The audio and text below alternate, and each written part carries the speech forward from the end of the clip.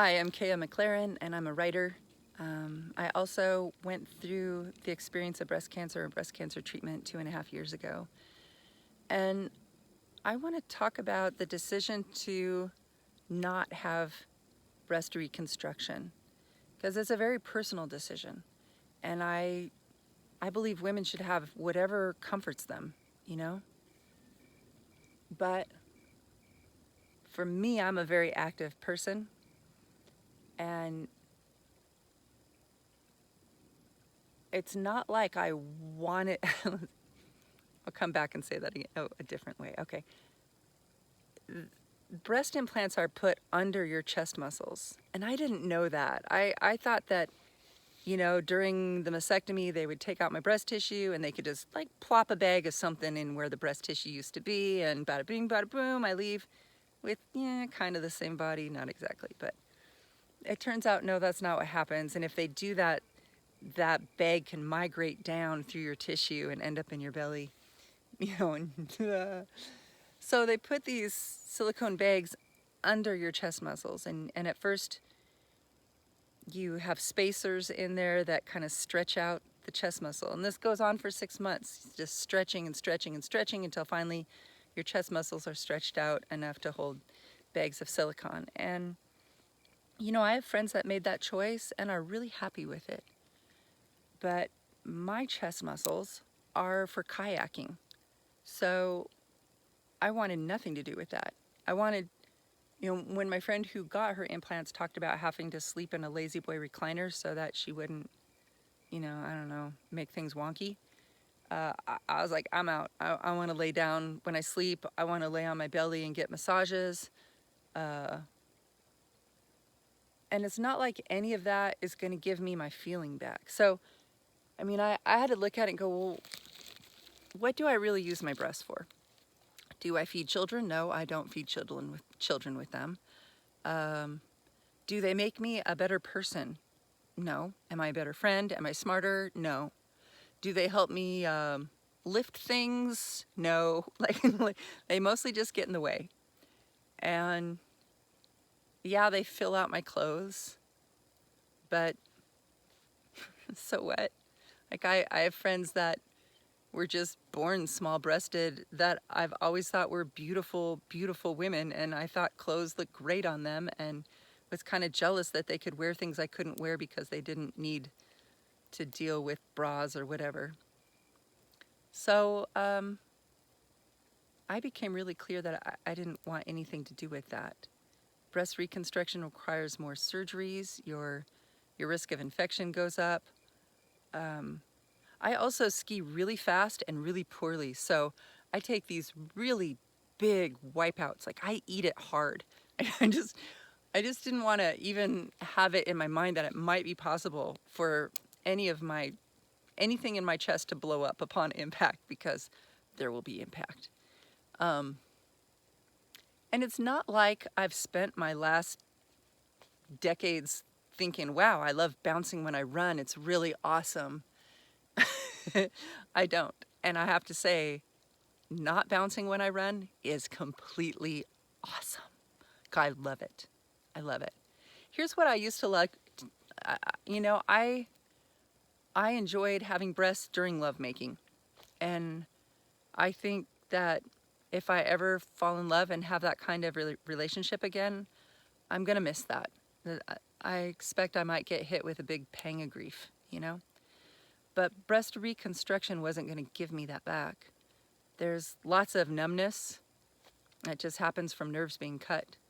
And so, and some women have nipple sparing surgery, where their nipples are cut off and then sewn back on. I had invasive ductal breast cancer, so my nipples were high risk tissue.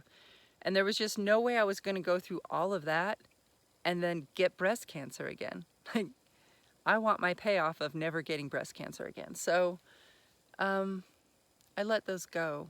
One of my friends who had that said, yeah, they did that. They didn't quite end up in the right place. They look a little funny. She did get some feeling back in one of her breasts, though, and she had reconstruction. So, maybe that's possible. I kind of envy that, to be honest. but that wasn't in the cards for me. There's a lot of women who will only need to have, you know, a lumpectomy, and that's great. But I had the BRCA2 gene mutation, so all risk body parts must go. And I really grieved for my body. I really did. Like, even though my breasts were never my favorite body part, they were so unremarkable that I never had to think about them either way. Like, they weren't my best feature, and they weren't my worst feature. I don't know. I never got attention for having them be too big or too small, so it was just nice, average, whatever. But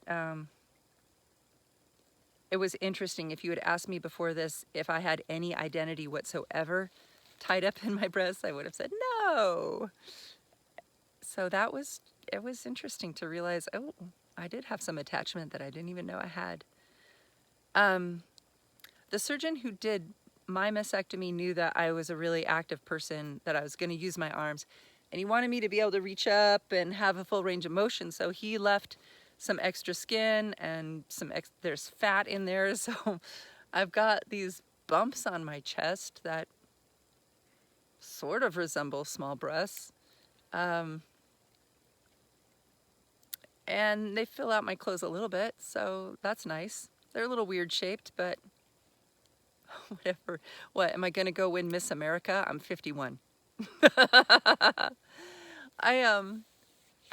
A few months ago, I got a tattoo of this branch. I'll show you a little bit. I'm a teacher, so I can't show you all of it because my vice principal would freak out. But that was really transformative, and I knew that I would like it, but I had no idea that it would be so healing for me to feel like my chest is beautiful again. Like, wow. Yeah, I had him put 2 of the blossoms where my nipples should be, and now to my eye, it just doesn't look like anything's really missing. So that's really nice. I no longer look at myself in the mirror and think, oh God, I've been through something. Now I look at myself in the mirror and go, ooh, flowers. So yeah, the tattoo really hurt. Oh God, it hurt so much worse than I thought it was gonna hurt. It was horrible.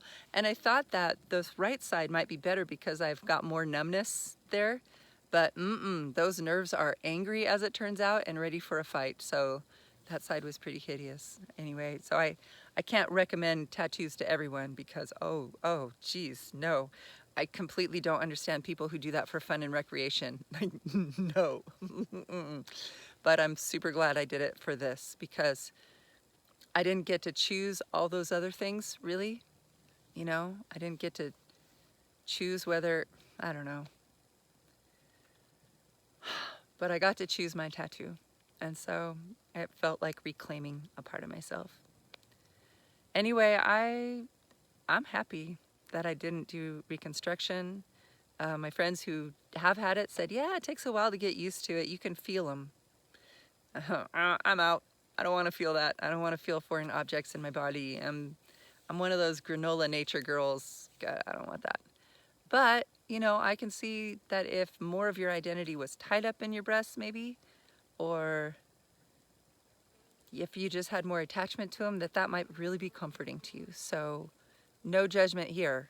Do whatever you need to do. I'm just speaking out because when I explained that I didn't want reconstruction, that was not widely understood. Even my surgeon, you know, he just couldn't quite believe that I didn't want this. And he's a great guy, like I love him. But even as late as an hour, half hour before my mastectomy, he still wanted to talk to me about, well, there's this procedure that can be done with the fat from your own body, and you know, just get this out, get it out. Yeah. Yeah, you know, I'm running now. I like to run now because I don't bounce all over. I don't need 2 bras to do it. It's pretty nice. Kind of feel a little springy like I did when I was a kid. Yeah. We adapt, and I'm not saying any of that lightly. You know, I had a friend when I was going through this who's older and was saying, oh God, I kind of would like to have mine cut off. And that was the wrong answer. That's like if I lost a child and my friend said, I never liked children. You know, no, don't say that. Don't say that. It's tough. Any amputation is tough, but of any amputation possible, I would take this one. Because again, they don't help me do any of the things that I like to do. Well, you know, the lovemaking, but whatever. Mostly it's okay. It's okay. And I didn't think it would be. I mean, for the first almost year after my mastectomy, I chose to keep the bottom half of my bathroom mirror covered with wrapping paper because I just didn't want to look at everything I had gone through every single morning, first thing in the morning. Like I just didn't need to deal with that first thing in the morning before work. So, come a long way. I've come a long way in 2.5 years. And now, I don't know, we adapt. You see it in nature all the time. Those who adapt survive. So, you'll adapt. Whatever you choose, you'll adapt. It will be okay. Because you know what? We are more than our breasts. And to be honest, this might be the bozo filter that I've needed for a long time. Like, when it came to picking men in my life, not sure. Not all of them were bozos by any means, but I'm not sure that I ever expected to be loved for, I don't know how to say this. I think I always expected to be valued for my beauty. And now I get to have somebody in my life who will truly value my spirit and see my spirit and find my spirit beautiful. And I don't know, either that or nobody, which is remarkably okay. But I kind of think life is long. Who knows? Stay open.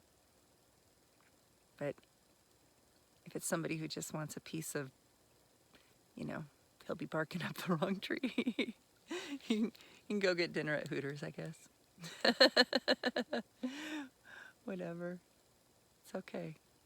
So, whatever you choose will be okay too. Just know you don't have to do anything you don't want to. And I bounced back really fast. I bounced back really fast after my mastectomy because I didn't do reconstruction. So, yeah, I was grateful to heal and get on with hiking, get on with life. All right, thanks for listening. Bye.